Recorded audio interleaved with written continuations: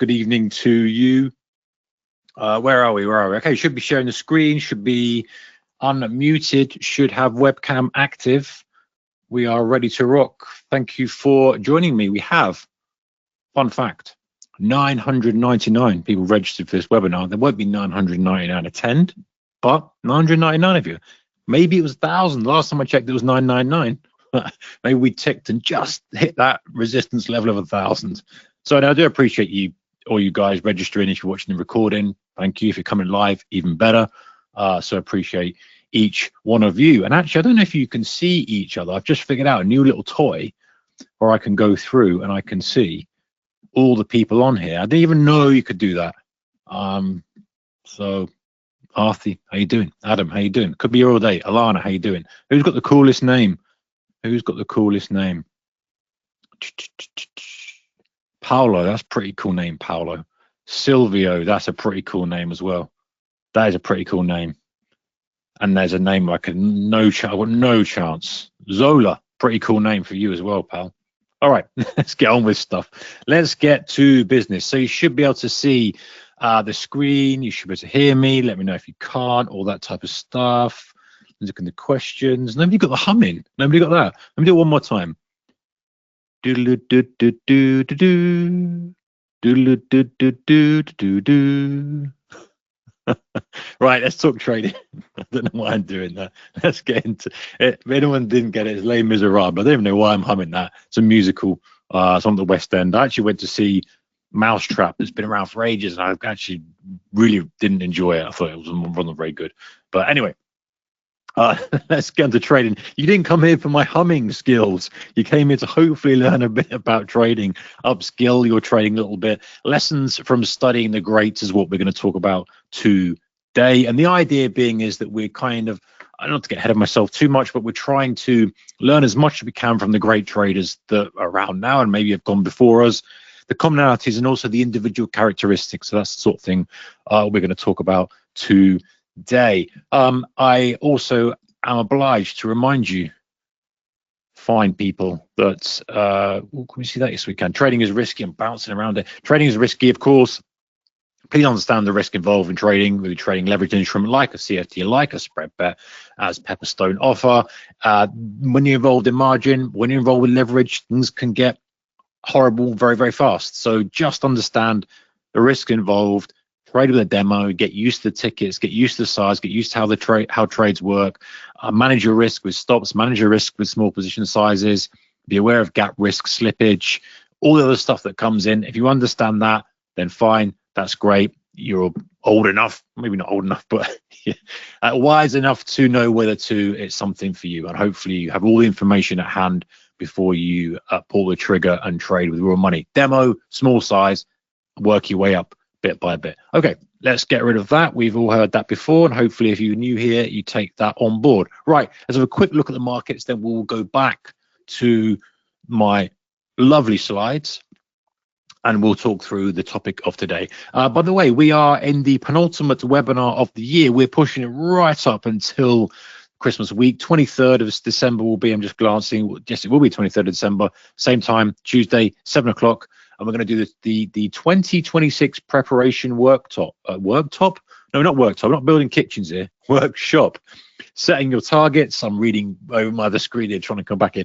Setting targets, systems, and mindset for a strong start to the new year. So this is about reviewing stuff that worked in 25, taking the good over to 26, discarding the nonsense, and trying to start on the front foot, trying to get some momentum. That's the objective of that. I know many of you are going to be eating mince pies and doing other bits and pieces, so fine. I'm sure if you can be there, great, love to see you there. If you can't, I understand as well. Recording will be out as soon as Pepperstone gets it going. Okay, so just a reminder, we had NFP today, we've got CPI on Thursday, we've got BOE on Thursday, we've got ECB on Thursday, we've got BOJ on Friday, I think early hours, Friday morning, maybe, probably thinking about it.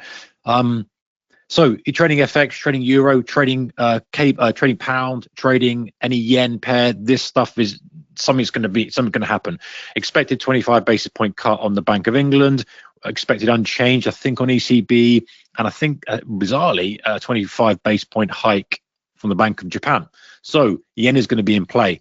Let's look at those in a moment, but just as a reminder of those, and we're getting kind of catch up. The government has obviously been shut down. The US government has ended. Shutdown has ended. The government hasn't ended. The shutdown has ended. And so the revisions are coming through, and they're trying to catch up, I think, before the year end. And also, I think, I don't know if I read this correctly, unverified, Trump is going to be addressing the nation, that nation being the United States of America, at 9 o'clock Eastern tonight. So we'll be fast asleep. The Europeans will be fast asleep. We'll see whether there's carnage in the morning. Wake up, and if you like me, wake up was the first thing you do. Ooh, you wonder what the future's doing. We can't help it, can we? We just can't help it. It's the way we are. It's the way we operate. Let's look at the markets. So these, talking about futures, it was rollover, so these are misleading the futures. We're better off looking at the CFD instruments, so we don't get confused by the absolute numbers here, because these aren't, I don't know why TradingView does this. It should be able to handle it, but fine, maybe it's me. So NASDAQ off a little bit. It's been quite weak. You know what? I thought we might just get this grind up and close the year on highs. We haven't really. NASDAQ's been lagging. The Fed kind of was the point where it just has sold off with a 3-day sell-off. Do we get turnaround Tuesday? I shared data to suggest that Tuesday close to Wednesday close is a bullish tendency. Who knows what happens tonight? I'm not here to kind of guess this type of things. But after a weak Monday, it tends to have more efficacy. So maybe we get a close today that kind of pushes us up. Or is it Tuesday's open to Wednesday? I actually sent out via email. I don't want to mislead you by giving you wrong information. But there's a tendency around Tuesday to be a turnaround Tuesday, maybe to rally into Wednesday. Let's see if that happens. I'm not going to position just for that, but let's see how it goes. NASDAQ's been the weakest of the bunch. Dow pushed all-time highs and rolled off a little bit. I mean, with 3 days down from all-time highs, this is not bearish yet, but it's still down a fair chunk of change today. Which isn't massively bullish on a very sort of, when we're looking at the 4 or 5 candles, which we like to do, look at a week, 2 weeks type of thing. We are just off all-time highs, but I wouldn't have expected it to be this deep. Let's see what happens tomorrow. Let's see what happens with all the data that's coming out. S&P is probably the strongest. Dow's probably the strongest. S&P second strongest. NASDAQ absolutely the weakest. Russell, still pretty wide out there. What I think is interesting is metals. So we've got silver, platinum, gold. I'm not a massive trader of silver over my couple of decades of trading. Probably the least, not least, but it's probably the instrument I have traded, maybe one of the least I've traded other stuff.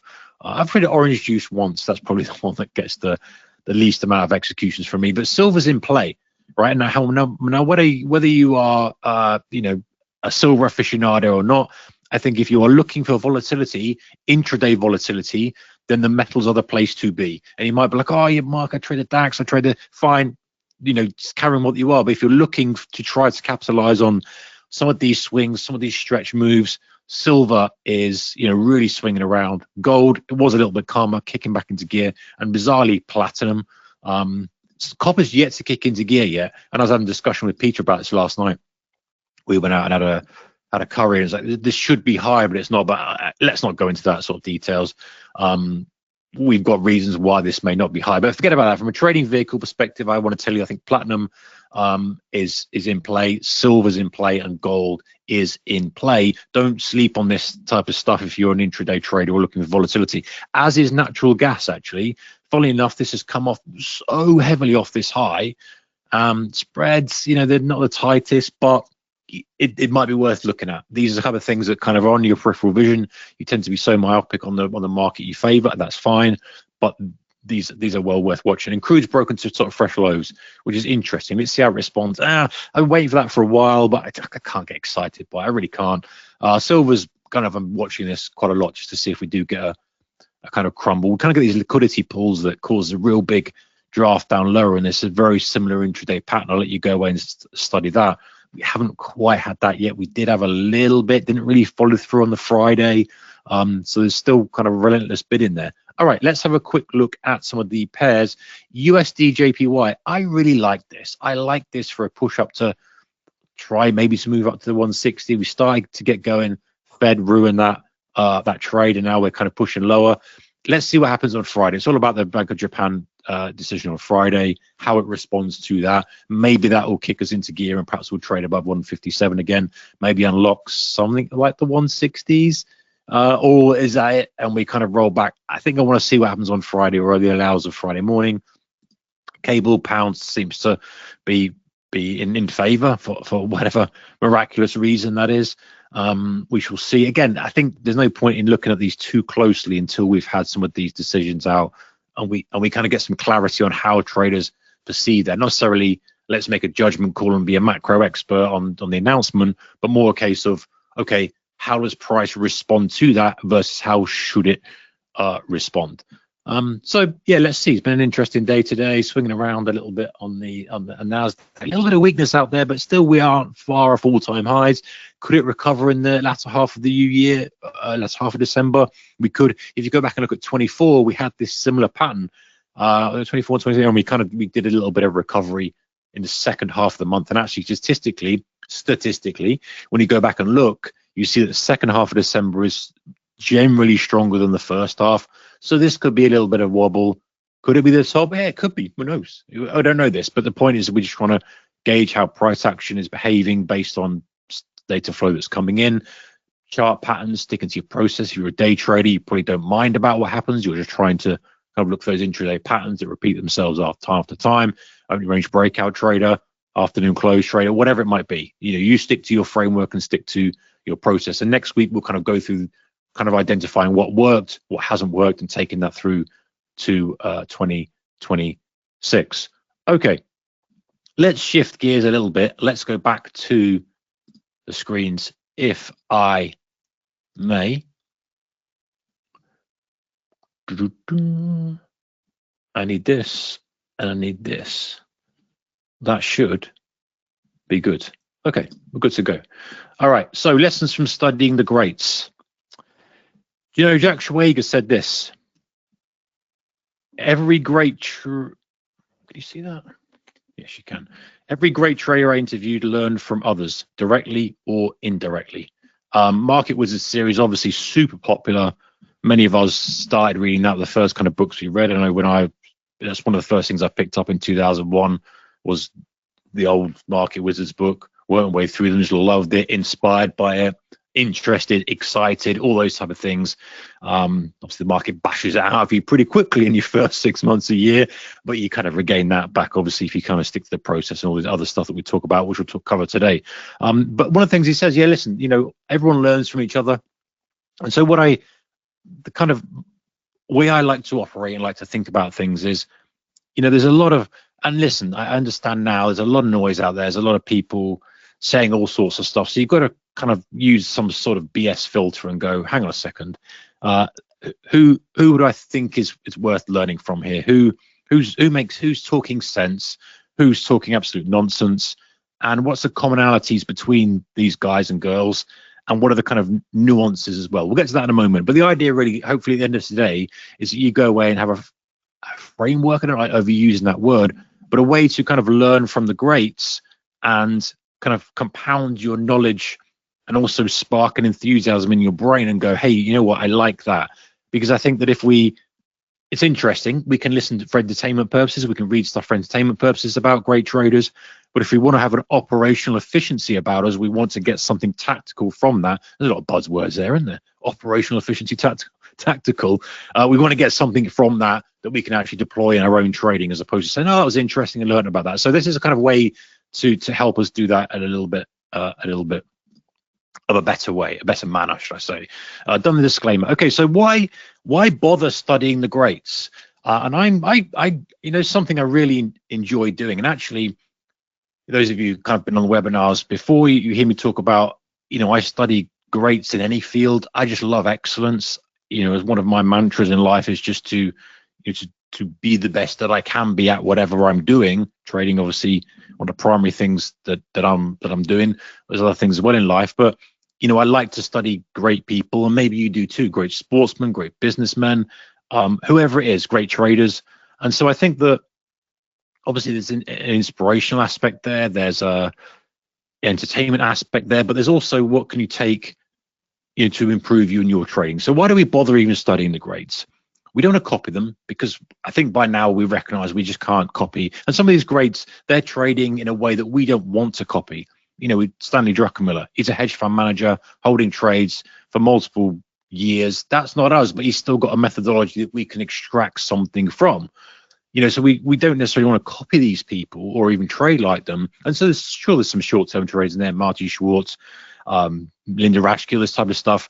But we still don't want to copy them per se. We want to take the best things. We want to understand how they think, how they manage risk, how they kind of survive all the ebbs and flows of the market and being a trader, so that, yes, we always have to learn. You and I both know, right? When we're trading, we put a hand in the fire, it's hot. We put a hand in the fire, it's hot. We still have to put a hand in the fire to realize that it's hot and go, I've learned that lesson now. And for some reason, we still stick our hand in, whatever it might be, discipline, risk, etc. We have to go through many years of doing that. So we have to learn our own lessons. We have to walk our own path, but we can, kind of be aware and alert to some of the stuff that, some of the greats that have done before us. So let's be real for a moment. There is no universal golden strategy. You and I both know this, and maybe there's some new traders on here who've not been on the webinar before, but we're not here to kind of say, I'm not here specifically to say, do this, do that, listen to me, I know this, I know that. Absolutely not. Some experience in the markets, a couple of decades experience in the markets, but we know that there is no golden strategy. And even if there was, it changes all the time. If there's something that's effective, and I've shared stuff with you that's been super effective, the strategies, and they go out of favor, then they come back into favor, and they go out of favor, they come back into favor. That's the way it is. But think about it, there's no perfect setup, no magic indicator. And if there was, and I ponder on this sometimes, and I think, what if there was a perfect setup out there that worked all the time? It wouldn't work, would it? Because someone would crack it, and who's going to be on the side of that trade? Like, if you knew with certainty this was going to happen 100% of the time, and that spread and people recognize that, then no one would be the counterparties to the trade. So the inefficiencies of the market, the inefficiencies of human beings is what creates edge. And we need that inefficiency. We need that opportunity to be able to capitalize on other people's desire to get in quickly, desires to get out quickly, emotions, all that stuff, because that creates opportunity for us as short-term traders. So we're never going to have something perfect. However, there's a common thread amongst the best, whether they trade different styles, or they trade different markets, or they trade different time frames, right? That's fine. And if you read any of the Market Wizards books, from the latest one, I think he's doing a new one as well, actually, to the old school ones, the very old ones, there are different styles, and they're very, very different. You've got day traders in here. We talked to hedge fund managers, the hedge fund market wizards. You've got people trading on news specifically only. You've got people trading just on the tape, like real kind of hardcore tape readers. You've got people trading on the Commitment of Traders report, Jason Shapiro, more about it in a moment, all this type of stuff. But the point is that they have the same foundations. And so what I want you to think about today, and one of the main points that I want to get across today, is there is a common thread amongst the best, and we'll talk about these 4 pillars in a moment, and then we layer on top the specifics of the individual edge. I think that's how we learn from these greats, is we look at the commonality first of all, and we work out, hey, what are the foundations? How do each of these characters and personalities approach each one of these 4 pillars, which we'll look at in a moment. I don't know if it'll be a surprise to you. And then how do they layer on top of that their individual personality to generate alpha, to generate edge? That, I think, is it in a nutshell. So obviously you knew this, that you didn't need me to say what's the most important thing in trading. As we said at the very beginning, it's risk, right? Every great trader knows what they're going to risk before they enter the trade. Even if it's Stanley Druck going and putting in multi-billions on a multi-year macro play, or whether it's Marty Schwartz trading the S&Ps from his office electronically for the first time, knowing he's going to come out in an hour. Everyone knows this, right? So you size positions carefully, protect your capital aggressively, and they don't think in terms of being right. I know this is said a lot, and a lot of things as well throughout this evening and the next kind of 30 minutes or so won't be new, maybe won't be new to you. But sometimes the context in which it's said, it just takes that one thing to kind of spark it in your mind and go, what, that makes more sense now. So they don't think in terms of being right. They think in terms of survival and letting the P&L do the rest. So some quotes, and I'm going to kind of bring in some quotes that I've researched for you over the next few slides to kind of cement this. So risk, pretty simple, standard pillar 1. Marty Schwartz says always define my risk, and I don't worry about the upside. By the way, Marty Schwartz is, where's my book? He's up there somewhere. He is. He's not Pitt's PC at Louis Borsellino. Why am I all over the shop thinking about things? He is the orange book, and I can picture it, and you guys can probably see it on a bookshelf. I'm not even going to look at it because I know exactly what it is. It's called Pitbull. I knew it was there. Pitbull. Marty Schwartz in there. Great read if you haven't read it. I think he's one of the great traders. He was day trading S&Ps, position trading S&Ps electronically. Well worth a read. Always define my risk, and I don't worry about the upside. Perfect. Paul Tudor Jones says, I'm always thinking about losing money as opposed to making money. Hello, same thing. If you can't define your risk, you don't have a trade. Linda Rashke again, risk control is the most important part of trading. If you don't manage risk, nothing else matters. I could take quotes from every single great trader out there. There is always a quote on risk. And if we didn't know it, we have to be aware of it. That is the most important thing. We cannot trade without capital. Capital is our tool that we need to perform. Just like a mechanic has got his snap-on set and his drawer his tool cab, whatever you call it, with loads of snap-on gear and spanners and hammers and screwdrivers and wrenches and all this type of stuff, and it can't do his job without it. We need capital to do our job, and so we have to look after it, regardless of what it does and how we put it to work. Without that, we cannot perform. And we know that our mental well-being often is attached to our capital, so risk management is so important. And don't forget, guys, back to basics here. Let's live to fight another day. No trade is worth going all in for. No period of time is worth going all in for. Period of days, period of weeks. Live to fight another day. Be smart with capital allocation. Okay, so process over P&L all day long. I know it's a cliche. Everyone says it. Stick to the process. Yawn, yawn, yawn. But it's true. And this is something that the great traders just tell us time and time again. And you may know this. Hey, you're a mixture of traders on here. Traders who have been trading a few months, traders have been trading a few decades. I've been trading longer than me. You understand that it's the process that actually translates to P&L over time. Short-term results are messy. The law of luck just sometimes doesn't fall in your favor. You can have a really great strategy, but you're going to have a bad run now and then, all the way around. You can get really, really lucky, and you've seen traders who obviously have no edge, they have no discipline, and they sometimes have a winning streak, but it's not going to last long. So let's not obsess over P&L. The greats obsess over the quality of the trade, sticking to the process, and repeating the same behaviors and believing that the results follow later. Okay, so there's our first pillar. Our second pillar is sticking to the process. Oh, no, it's not. Our first pillar is risk. Our second pillar is sticking to the process. Okay, so great traders are emphasizing systems. Linda Rashke, you have to trust your rules. If you don't follow your rules, you don't really have a system. By the way, rules can be reasonably flexible, i.e., hey, you don't have to have a kind of completely automated or systematic approach. Like, if price does this, then I'll do that. You could do that, and that's one way of trading, fine. But you can still leave some room for discretion, but it must be written into the rules. Ed Sakota, a trading system that you can't follow is worse than no system at all. Absolutely is, because you're not going to know whether the results are really good. Marty Schwartz, I was trading my opinions, not my system. That's why I was losing. In his book, he was talking about this and saying, hey, I just was trying to trade stuff that I thought. And Jason Shapiro has said this in one of his, I think one of his interviews, might have been on Chat with Traders. Hey, I kind of meddle around sometimes in a demo or a very small account, can't remember what it is, and I'm actually not very good. When I trade my opinions, I'm very poor. When I trade my system, I'm excellent. I've got a really good track record, managing kind of 100 million or whatever it was. And just a little more, there is only one side of the market. It's not the bull side, the bear side, but the right side. I think this quote is misinterpreted by many traders, and really I believe that to mean he just sticks with the process. The right side for him is the process. It's not an opinion again. Okay, so there's the two pillars, right?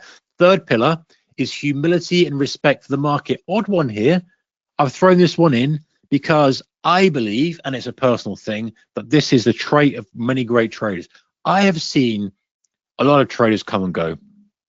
And one of the common out, and I thought about this for a while when I was doing this slide, I thought, and I'm thinking of these names, I'm obviously not going to shame people. That's not my style. But I've seen people with massive bravado coming in, making it's a reasonable amount of money for sure, but the ego is so big that the market sniffs it out. And maybe you've done it too. I mean, I've been guilty. I mean, not bravado, but you get guilty of thinking, oh, look, I'm doing really well. So not on a huge scale, but the markets. I think the best is when you have humility, you respect the market, and you say, hey, listen, the market is the boss here. I'm not going to fight it, and you treat it like the ocean's a great analogy. It's huge, it's vast. You've got to respect it. The conditions could be awful. We could put your life in danger, or it could be nice, Maldives, clear, cool, snorkeling away, or it could be middle of the Bering Sea in a storm, right? Same ocean, man. Actually, not same ocean. One's Indian, one's Bering. So you get the point. Same thing, but very, very different scenarios and situations for it, and treating it with respect. That's the boss.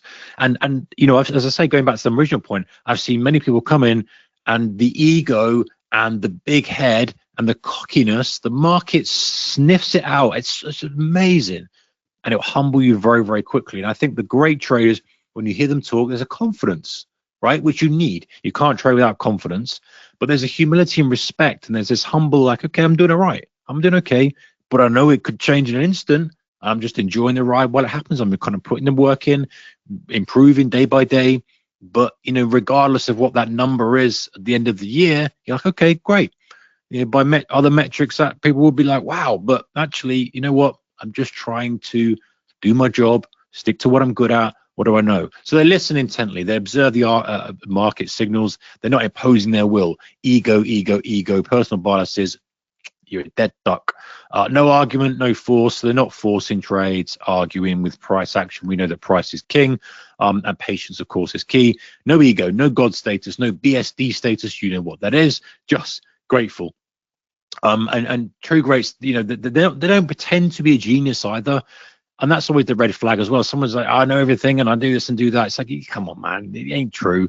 And I think that is absolutely a thread that runs through, and a thread that maybe resonates with you, absolutely does with me, of a core pillar of some of the greats is the humility and respect for the market. Because if you don't, the market will absolutely smack you around the face without even a second glance. So Paul Jones, don't be a hero, don't have an ego, always question yourself and your ability. I think actually Elon Musk has a quote. He's not a trader. Maybe he is, maybe trade Tesla on the sly, I don't know. But he said, always be questioning yourself, always wondering how you can get better. The market is the final arbiter. It doesn't care what you think. Lincoln Rashke. The harder I try to be right, the more money I lost. Marty Schwartz. The market never beats me. I beat myself. Famous quote, obviously, from Mr. Livermore there, from Reminiscences of a Stock Operator.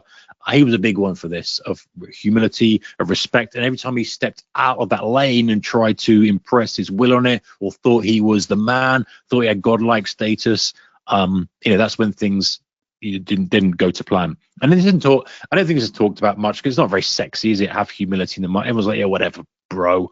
The kid, whatever, bro. But I think it's important as you develop as a trader.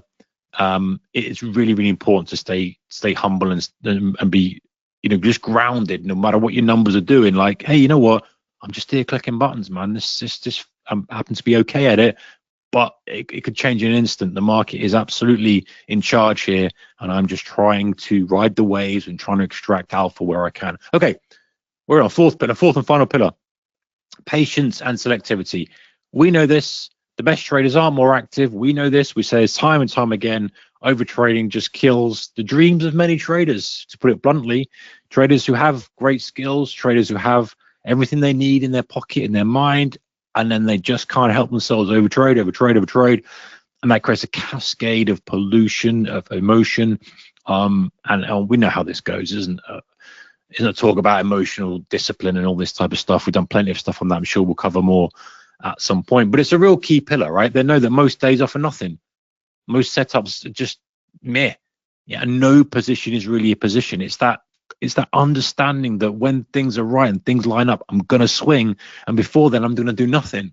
And that's something a lot of developing traders really struggle with. They hear it, they read it, read it in the books, you hear it on the podcast, you hear it on the YouTube videos, you hear me saying it before, but it takes time to really get in. But honestly, it's one of the four pillars, a really key pillar. Waiting for the high probability setups. Just to live more. It's never my thinking that made the big money for me. It's my sitting. Classical quote from him. PTJ, if I have positions going against me, I get out. If they're going for me, I keep them. Most of the time, the best trade is no trade. Linda Raschke talking there. I made my money by waiting for the right opportunity. Marty Schwartz. Everyone says it, guys. Every single great trader says it. So we have to. We have no. There's no argument here. It's like you have to be patient. It's not even but no. It's like regardless, you're scalping. You're patient for the right opportunity. Maybe you're kind of working bids around, kind of flushes through Friday low. That's your fine. Wait for that. Don't second guess stuff. It's a non-negotiable. This is non-negotiable patience. Okay, so let's recap the 4 pillars, and we'll go on to sort of some examples of individual edge that you layer onto this. So foundation. We're laying the foundation. We're digging out the trench. We're putting the concrete, putting the pillars in. Risk management, obviously, absolutely paramount. Following the process driven, whatever that process might be. And it doesn't have to be perfect and refined and all slick and nice and written up, and it doesn't matter. It's like, I do this, I do this, I do this. But the point is, you have to have some kind of process. Respect and humility for the market, I think that's a big one. I think it's overlooked. So personally, I think that a lot of traders don't do that. And I've never seen a trader who doesn't have that and not survive. Double negative there, you get the point. And practicing patience and just waiting and not over trading. So if those are the 4 pillars, now where they differ and where the greats differ, and I've just used a sample. I think I've got 4 or 5 examples for you. There's many out there, right? And this isn't me saying I think these are better than the others. It's just the ones that I'm familiar with their work and kind of listened to their content, read their books, that type of stuff. So now the 4 foundations, I think the 4 pillars, for the foundations that are non-negotiable. Now, to become a great trader, this is where you layer in your own edge, your own perception of the market, your own style, your own strategy. So let's explore how some of these guys and girl, one girl in there, you guess who it is, have built their distinct edges. So let's start off with Jesse Livermore, an unusual one. I know I thought, should I put it in? Should I not? I put it in because it's very similar in style, I think, to a current trader who's on the next slide. So, regardless, I know he had an unfortunate ending, and we could debate all day long about the pros and cons of that. But from a trading perspective, and we could probably argue as well, was he a bit too feast and famine with trading? Maybe he was, but there's no doubt he had some ability there. There's no doubt he made some serious money. There's no doubt his returns were fantastic, but he probably could have been better. But hey, let's not debate that stuff. Some of the things he'd said were super interesting. And if you read Reminiscence of Stock Operator, he wasn't predicting things. He was very, very, very much aligned with crowd behavior. Look at all the trades he talked about. He talked about people trying to corner the market. He talked about how people would run up a stock, how inside operators. That was all he talked about, with how other people were positioned. Now, go to the modern day Jason Shapiro, who was in Unknown Market Wizards, I think, the book I'm pointing at now, which you can't see, the yellow book, which I brought up. I think he was in that. His style, positioning, he's looking about how traders are positioned. So similar to Jesse Livermore, and I'm being generalizing here, but his style is to know where the crowd is positioned, layer in some sentiment, and then he looks for a technical trigger, which for him is a news failure, i.e., hey, something should go up on good news, it doesn't, it goes down on bad news. Something that I think that a lot of price action traders look at. He layers all these things together. Similar to Jesse Livermore, in that Jesse Livermore wants to know how the tape responds. He talked about when he's buying a clip of shares, was it easy to buy? How does price respond? So, let's reverse engineer all these 2 guys, modern day Jesse, if you like, Jason and Jesse. They've got this feel of position. Jason uses commitment of traders. Jesse Livermore uses his own network of people, and then he understands the sentiment. Jesse Livermore talk about it's a bull market. I'm not going to be shorting in a bull market.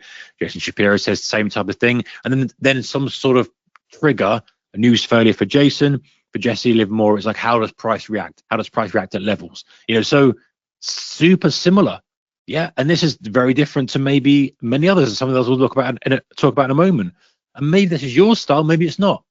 But the point is that if there's a process, the positioning, emotions and sentiment, and some sort of technical confirmation. Different style to most, but it's the same principle between these 2 guys. And for these 2, I wanted to mention this is why crowd psychology matters. They're looking where the crowd is leaning, where the pain will show up.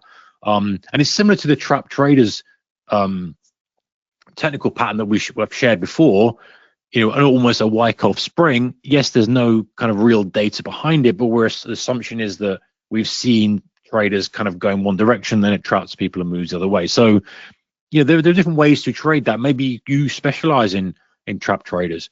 You think about an intraday reversal, like if a market's been trending aggressively all day and then the afternoon sells off super hard, takes out the low, all those buyers are trapped. We know this. This is a pattern that repeats occasionally, and I think is a very decent pattern to trade. That's using that process. It might not be your main strategy, but you get the idea. So those two guys similar. Okay, look at Paul Tudor Jones. So obviously different trader now. I don't know how involved he is with his fund anymore, but as he was coming up the ranks and he was doing well, he would have a short to medium term approach to trading, and the research that I've done on him, and there's not that much on there. He's got some great interviews out there, more than it's called Modern Day, and also go and check out 1987, I think his movie's called. It's like a documentary that follows him around. He would build a macro thesis. He'd watch price action, and he would kind of be ruthless about cutting trades that weren't working, and he would kind of press hard when it was working.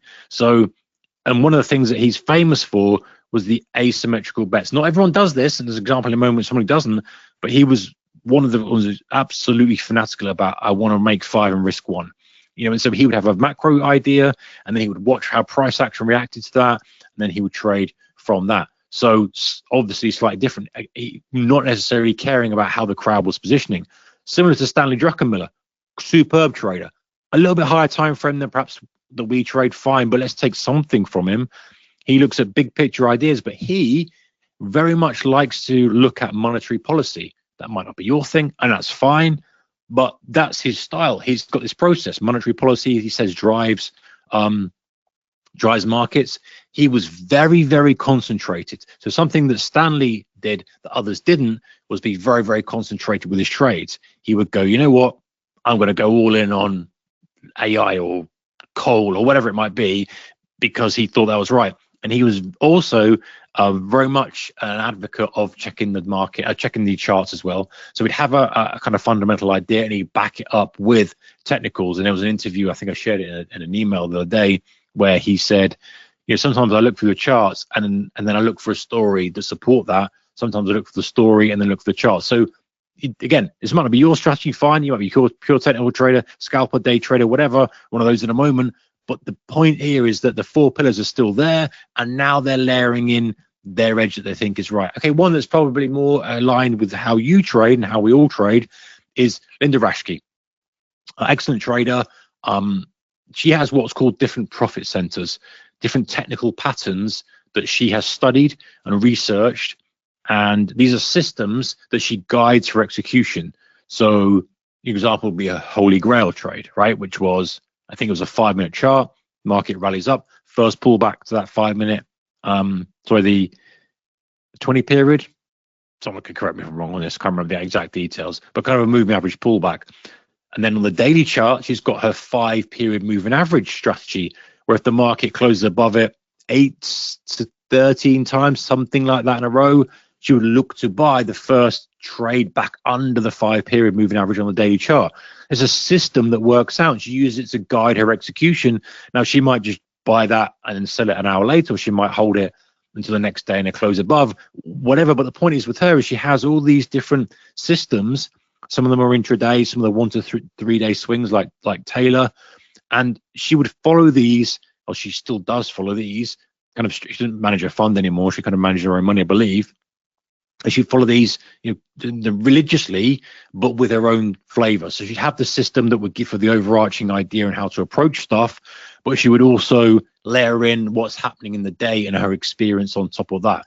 Because she said that trading fully systematically wasn't effective because it just was nowhere near as good as having a discretionary element to it. So, this is, the 4 pillars are still there. The risk management, no ego, we hear her talk, absolutely, down to earth, grounded, calm, being process focused and being patient, all those pillars. But her edge, as opposed to some of the other guys, was purely technical. She's heavy on indicators. She's heavy on You look at rate of change. She looks at Bollinger Bands. She's got moving averages.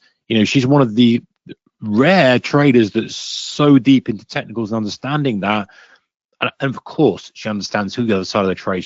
I think she even subconsciously does that, even if she kind of doesn't do it. But she's very heavy into indicators and stuff. And it's these kind of small edges that compound. So notice as we go through these, it's the same foundations but different edge. So if you think about this, respecting risk, cutting losses, staying disciplined, and avoiding emotional decisions, they do all these things, but it's expressed differently. And so let's put this together. We've got the foundations, which are non-negotiables. You might argue some of them, but definitely the patience non-negotiable, risk management non-negotiable. I think the ego is. I think they all are. But that layer runs through, is the common thread that runs through all of them. But now the edge comes on top. Talk about that in a second. But our job is not to copy these guys. We're not Livermore. We're not Druckenmiller. We're not Rashke. We're not. We want to build our own edge. And I have covered this in much more detail. But this is the whole point of these webinars, is the idea is you take the kind of depth that we do in one and you bring it into the other, the risk management, the discipline, how to find a strategy that suits you, and then you layer it in and you go, okay, right, that makes sense. Okay, now I see why I'm doing that. And so that's the kind of the thinking behind this sort of stuff. Finding the edge that fits your personality, your time and resources, and I put here your tolerance for stress. Now, most traders, I think, go wrong. Hold my hands up here, done this. Borrowing the strategies without context. People can share strategies and ideas and rules, but understanding the root behind it, the cause behind it, means that you won't trade it as well as that person. And so learning from the greats is not about nicking the strategy. It's not about going and using yourself. It's okay. It's like, okay, I like the idea of that. Yeah, sure, that makes sense. Okay, how do they frame that? It's using it as inspiration to do your own homework and find your own systems and your own approach.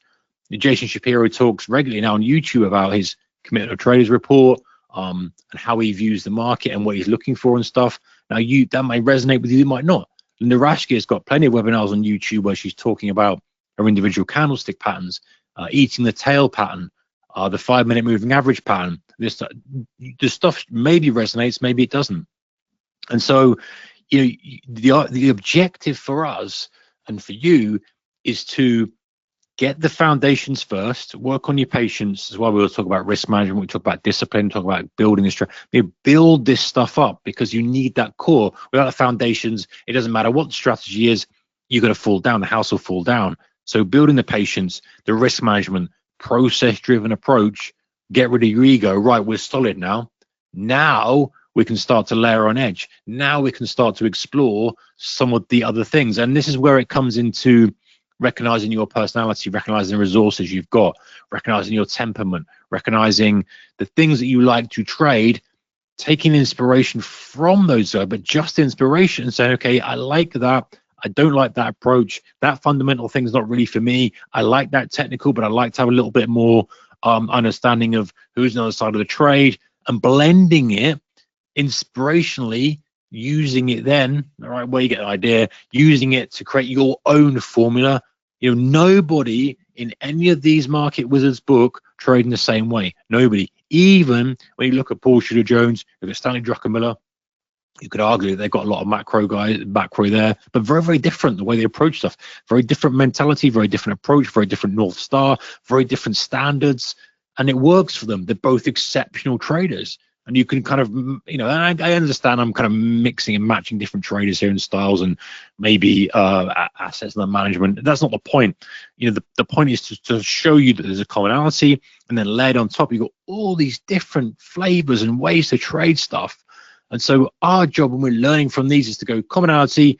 How do they talk about risk? How do they talk about this? Okay, just shore up the foundations, and then when they're talking about their specific edge, recognize that that's for them. It's not for you, it's for them. Can you take bits from it and make it your own? Absolutely can, but copying it isn't the right approach. So we don't want to trade like Livermore. We don't want to think like Druckenmiller. We want to respect the risk, be patient, and let the process do the heavy lifting.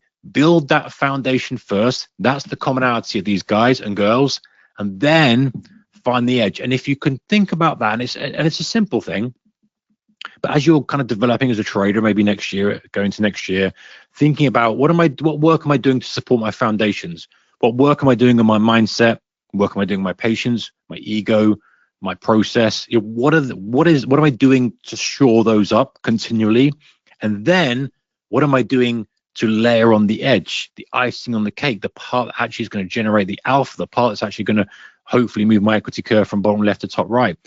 That's, I think, the best way, I believe, of kind of learning from the great traders, is having that approach. We get the foundations, we layer in our edge. Is it price action? Is it some sort of what time frame you're trading? The 1 minute, 15 minute, 4 hour, a specific strategy? An edge is different for everyone. And actually, it's not always easy to find. You experiment, you explore.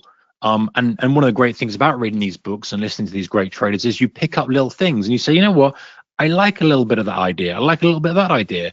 That makes sense to me. And you explore and you experiment, but you must have the foundations built first. And then you go on and you kind of make your own ideas and come out with your own edge. And then you're in a lovely position because you've got something that is comfortable for you. You feel confident in trading. You're clear on what the rules are. And it's a nice place to be, regardless. And then you kind of, you're not so worried about the P&L. You're more focused on making sure that everything's been done as it should be, and that gradual improvement. So yeah, I include a handful of stuff. There's plenty more, and all these guys in here are very, very interesting, and so are some of those in the older books. I think there's a couple that I kind of looked at and thought, yeah, that really is never going to be my style. But again, talks about risk management, talks about this, talks about that, and that's the beauty of trading. And I think that your final point on this, and if you've got any questions, take them. Maybe it's not really a question type day, but one thing I notice is that even though these guys are trading very, very differently, isn't it interesting how and that's really the key point, is that they've found something that just fits them.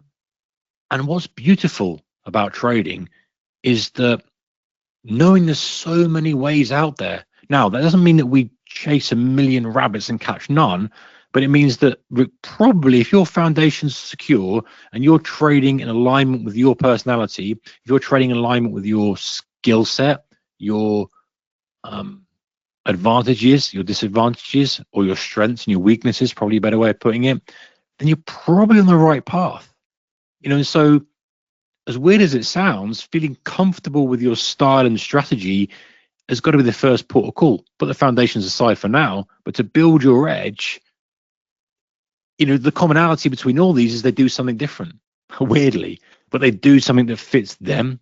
And so if you find something that fits you, regardless of the performance, you'll make that performance work. You'll adjust it and adapt it over time to make it work.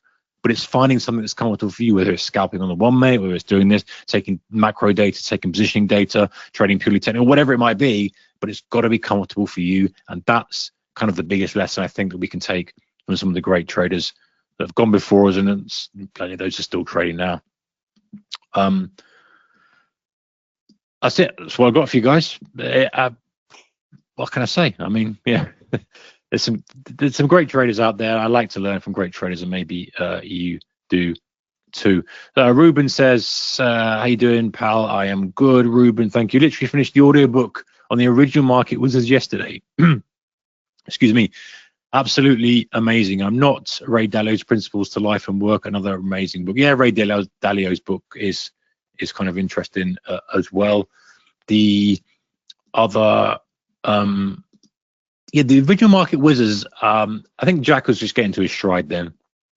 There's Market Wizards, the Stock Market Wizards, Hedge Fund Market Wizards, Market Wizards 2, they call it, or New Market Wizards, I think it's called it, Unknown Market Wizards. I really liked Hedge Fund Market Wizards, even though maybe some of the stuff in there wasn't the way that we approach things. I really liked that. I thought that was enjoyable. Another interview book is Inside the House of Money. That's another great book about interviewing specific types of traders. The other book is what's the other? Yeah, Hedge Fund Market Wizards, Unknown Market Wizards. I think his new book's gonna be New Market Wizards. But yeah, great examples tonight, says Gary. Big fan of Jason Shapiro's work on all this. Yeah, I like Jason Shapiro. I like Jason Shapiro. He's just a down-to-earth guy, and he's just sharing his stuff that he thinks is interesting. And he's happy to say, I don't know what's going on, and I don't see a position. Very, very refreshing. over a lot of stuff. It's like, I know what's going on. This is exactly what's going to happen. This and that, the other. It's like, nobody knows, man. You might position and think you know, but that's where you're managing risk. Nobody knows. And the more you think you know, the more you lose in that pillar, that pillar's crumbling, that fourth pillar of ego, it's getting in the way. That always trips up traders, all right, we'll call it even there, shall we? What have I got to remind you? Thank you, obviously, for coming live, and thank you for your attention. I do appreciate that. I know that you've got other things you could be doing. So I thank you for turning up today. 23rd of December, this time next week, 7 p.m, same place, the 2026 preparation workshop. This is going to be the big finale, if you like, to get us prepared, get us ready to really hit the ground running in 26. It's about momentum, gents and ladies. It's about momentum, and it's just about getting your mind in the right place, regardless of what happened in 25. It's done. You ain't recovering it. You ain't changing it now in the last few days. If you try, as I said in my email, it's dangerous. So what's done is done. Let's take the best from 26, 25, take it to 26, get rid of the worst stuff, new line, new chapter, new start. You've learned something regardless of what the P&L says in 25. You're a better trader for it, regardless of what the P&L says. And so we're going to take on that. We're going to build on that. I'm going to give you guys some different ideas and thoughts on the normal rah-rah stuff that you might hear. That hopefully will help you from a real trading perspective.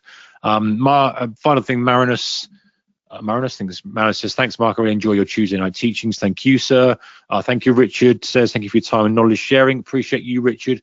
And Thomas says, thank you for all your contributions. He said, sir, actually. Thank you, sir. Well, thank you, sir, for all your contributions to the community. If I don't make it Thursday next week, Merry Christmas. Merry Christmas to you. And Ed, if you don't make it, guys, I'd love to see you there, obviously, next week. But I understand family, etc. I don't see you have a very happy Christmas. Enjoy yourself. Relax, a little bit of downtime. Markets are not open on Christmas Day, so no sneaking a look at Trading View. But we're back 23rd for more stuff. All right, ladies and gents, thank you. Oh, final question. Carlos says, how can I watch from the first webinar? I joined late. Pepperstone will send you a recording as soon as it's double checked for swearing. I don't think they check for swearing. It's checked. It's done all the stuff they'll put up, and they'll send the recording out. Thank you, Paolo. Thank you, Stanley. Thank you, Valentin, for your feedback, ladies and gentlemen. I appreciate you all. Take care. Keep your risk managed. As per. All right. Bye-bye.